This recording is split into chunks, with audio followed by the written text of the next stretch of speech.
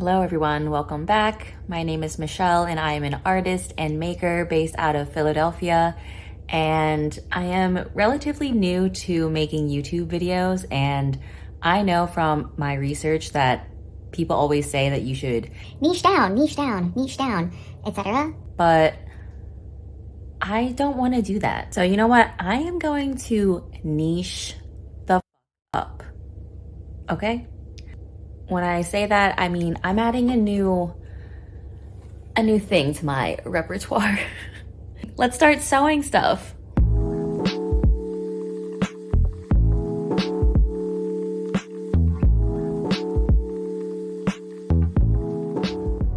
Baby red.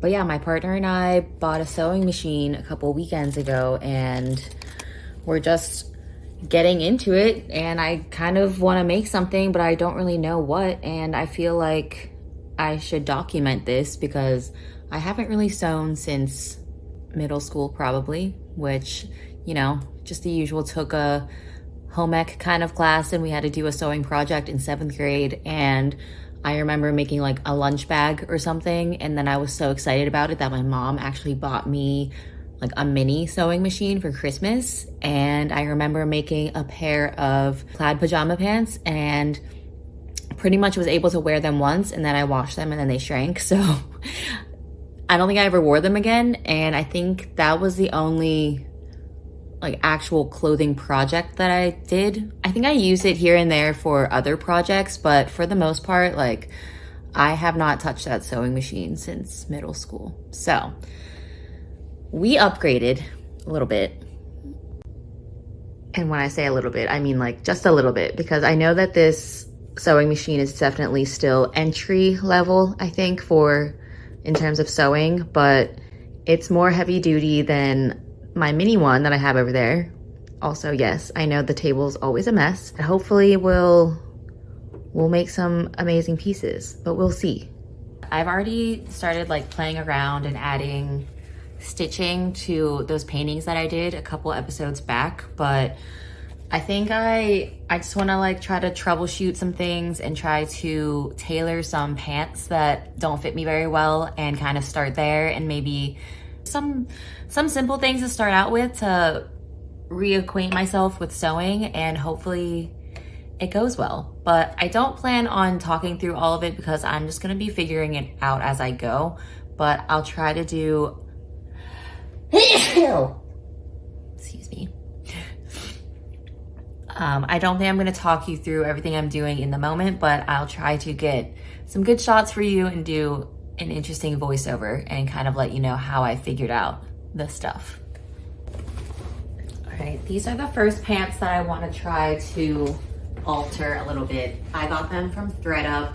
They're just a little bit too big for me. They are marked as a 31 in size, and like I said, they're not like too bad, but I definitely want them to be less baggy, especially in the back. They're just like, I want to have like a shape maybe a little bit more. But since I don't have to take that much away, I think I'll probably just like take from one side. But I don't know, definitely gonna watch a YouTube video and try to figure it out, because I don't know. They're not that bad. Like I've actually worn them like this because I know that super baggy pants are kind of a look, but I'm just kind of short, so I just don't think that they're my look. All right, different angle. I somehow successfully pinned the back of these pants where I want them to hit my body. I decided based on how I want the pants to fit, how big they are right now, and the tutorials that I've watched, that doing it this way is going to be the best for this pair of pants. Probably not for all pairs of pants, but you know, if I had more fabric to work with and if like the pockets weren't situated where they are, I feel like maybe I would tailor them differently, but For some reason, it makes sense to me to try to do that back seam.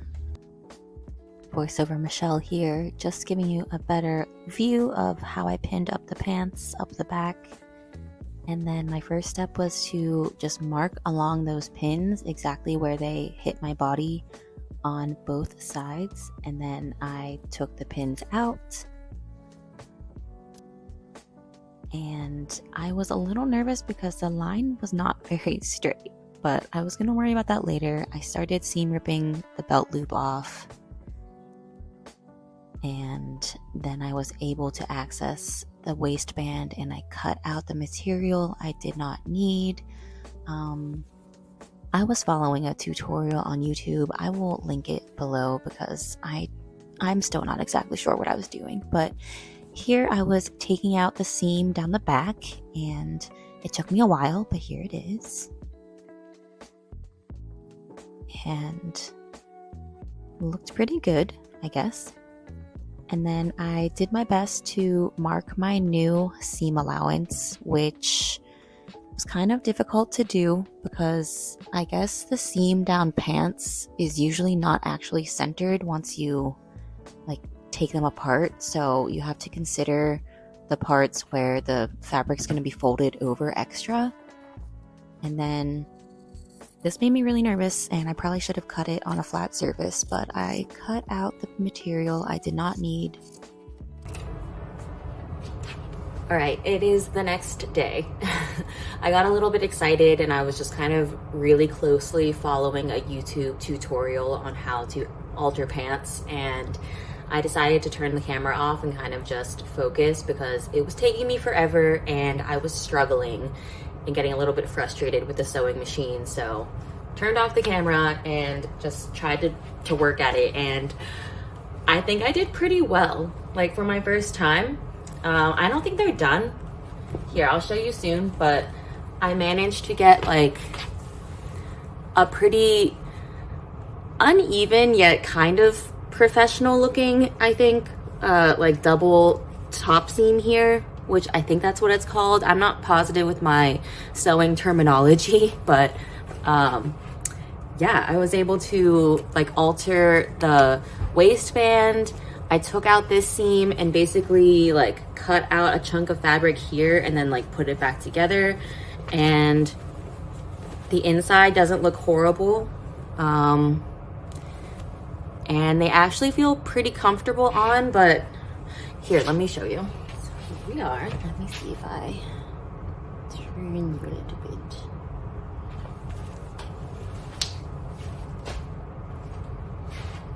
That's what they look like from the side. I feel like they're like pretty nicely fitted now. And I don't know, they're like not too tight, but they're like snug, and I still kind of have too much material here, I think, because I made the decision to only cut material out until the crotch in the bottom, and I realized that I need to take out material in the front too, because since I took out so much in the back, it just kind of is like uneven. Like I feel like the back is more fitted than the front now. It's a little saggy, so I'm going to maybe do that, but I also wanted to maybe make a shirt to go with it. This is a shirt that I've had for a really long time, from just like a big box store, and I just kind of wanted to see if I could recreate it sort of and maybe add sleeves to it. I picked up some fabric the other day at the thrift store that I feel like kind of gives the same vibe. It's kind of like linen-y, but let me show you. Okay, here it is.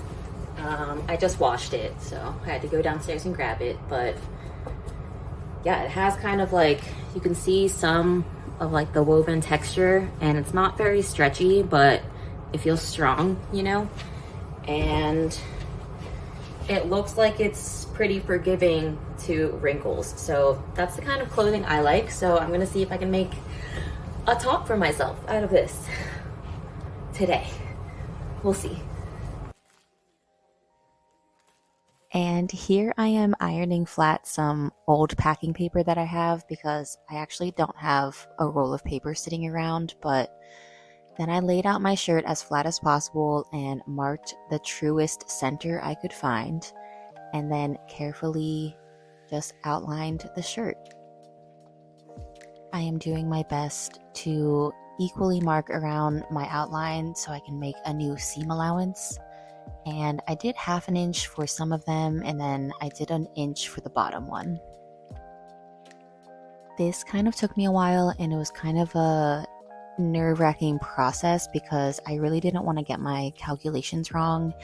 And when you're thinking about how you're constructing things, you really need to take your time and make sure that you're marking things correctly because, I don't know, you don't want to go about all of this work to make a pattern and then not have it work out.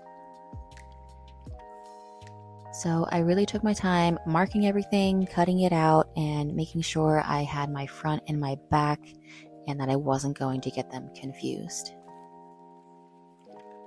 And trust me, I did a lot of double checking, lining things up, making sure that the front collar was going to be lower than the back collar, and yeah, just a lot of standing and kind of double checking my work in my head and on paper before I cut my fabric. And I decided to make this a 4-panel shirt, so I made an extra little seam allowance in the middle, and then I carefully took my new rotary cutter and cut out my fabric, which I doubled over so I wouldn't have to cut out twice.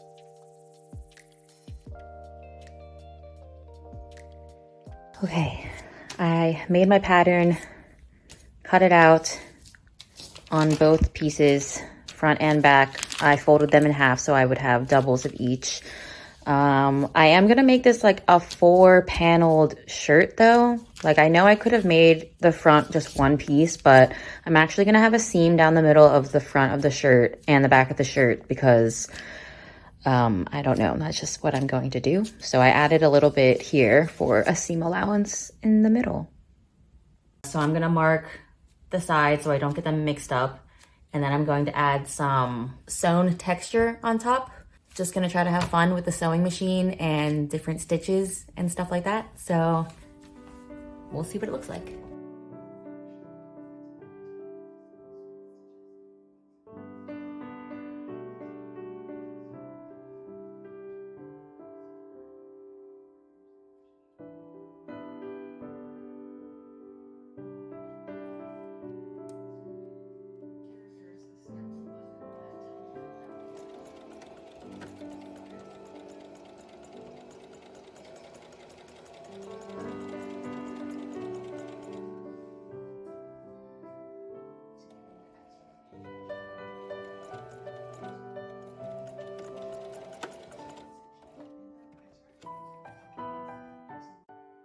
Based on how the fabric was reacting just to a single stitch going down it, I was getting a little bit nervous because I was realizing that the weaving of this fabric was pretty simple, and from doing a zigzag stitch on it, it pretty much was putting little holes in my fabric, and I really didn't like how that looked. So I painstakingly took the time to seam rip those out and then continued on with just single stitching, but I just wasn't really sure where I was going with it, and I kind of lost steam and just ended up putting the shirt together instead.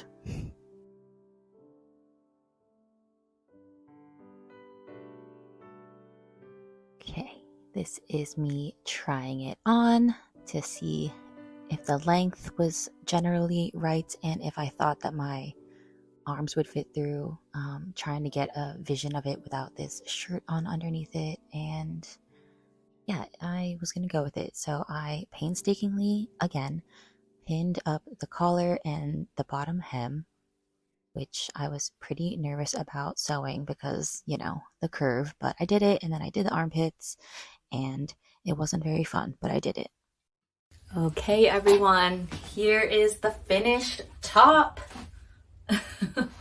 or at least finished as much as I could do, because it's definitely missing like a lining on the inside, and I feel like the stitching could be a little bit neater and nicer, but I will learn. Seeing as this is the first top I've made since middle school, I feel like I did a pretty good job. But yeah, look how amazing. It's like, I made this shirt. And yeah, I think I did a pretty good job. Like it fits nicely. It's definitely more of a summer shirt, seeing as it's kind of linen and like a tank top, but I think it might be good for layering too. There is one panel in the back that is different than the other ones. I tried to do that stitching on it, but I decided to stop after just doing one panel because I didn't really like how it looked when it was stitching the fabric. It was like pulling the fabric in weird ways. So I ended up taking some of it out and then also just leaving the rest of the panels blank. But yeah, how freaking cool is this though? Like taking my favorite top and cloning it basically. Like everyone should be doing this, I think. Like, why are we going out and buying clothes when we can just be like making our favorite clothes at home? And I don't know, I was thinking about it the other day. Me making clothing is kind of the next logical step because it's kind of similar to how I got into making jewelry. Like I was making jewelry for myself first, and then I started selling it. And it's like, why would I buy clothes? I could just make myself clothes. All right, everyone, I think that is all that I have for you today. Those pants that I was working on altering yesterday, I'm not quite done yet, so I'm not gonna show you, but the back looks pretty good, but I'm still working on the front part, so we'll put that on the back burner for now. I'm just excited to start this new venture of just continuing to learn things that help me become a more well-rounded artist, as well as just like a knowledgeable human, you know? Like how many people can say that they know how to make a shirt for themselves? Not many, which is kind of wild because like that just means that we're so reliant on all of these other businesses, big and small, to provide stuff for us. And in this life, I just want to become as self-sustained as possible, and I think making my own clothes is definitely that next step. So I don't know. I think everyone should try it. If you've tried it before, if you've thought about it, leave it in the comments. I want to know what you've made. And if you've made it this far in the video, thank you so much for being here. Please consider liking and subscribing. That would be very helpful. And if you want to follow along more day to day, I'm on Instagram almost every day at Keita_handmade. You can shop online at keitahandmade.com. And if you would like to support a little bit further, go check me out on Patreon. My second tier patrons get access to my entire inventory of work that I no longer offer the public. Otherwise, I think that's all I have to say. Thank you so much for being here. I will see you all next week.